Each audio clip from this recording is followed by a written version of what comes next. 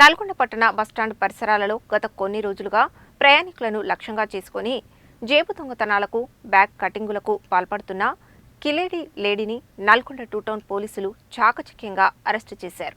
కిలాడి లేడీని అరెస్టు చేయడంలో చాకచక్యంగా వ్యవహరించిన పోలీస్ అధికారులు, సిబ్బందిని డీఎస్పీ శివరాం రెడ్డి ప్రత్యేకంగా అభినందించారు.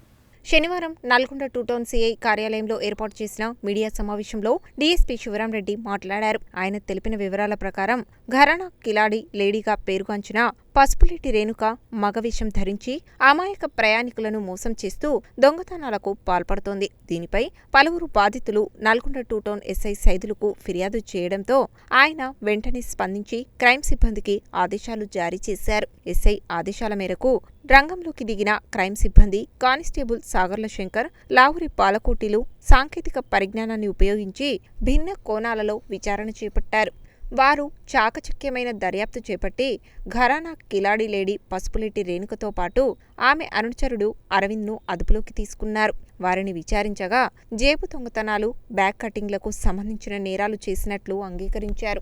ఈ కేసులో నిందితులను అరెస్టు చేయడంలో చాకచక్యంగా వ్యవహరించిన నల్గొండ 2 టౌన్ ఎస్ఐ సైదులు, సిబ్బంది women head constable Vijaya, constables Sagarla Shankar, Lavuri పాలకొట్టిలను DSP Shivaram Reddy, Nalgonda 2 town CI రాఘవరావు ప్రత్యేకంగా అభినందించారు. ప్రజల భద్రతే లక్ష్యంగా నేరాలను కట్టడి చేస్తూ నల్గొండ 2 టౌన్ పోలీస్ స్టేషన్కు మంచి పేరు తీసుకువస్తున్న పోలీస్ సిబ్బంది సేవలు ప్రశంసనీయమని అన్నారు. నల్గొండ జిల్లా పోలీసుల అప్రమత్తతకు ఈ కేసు నిదర్శనంగా నిలిచిందని అభినందించారు. మీడియా సమావేశంలో నల్గొండ 2 టౌన్ సీఐ రాఘవరావు, 2 town SI Saidulu, women head constable Vijaya, constables Shankar, Balakoti తదితరులు ఉన్నారు.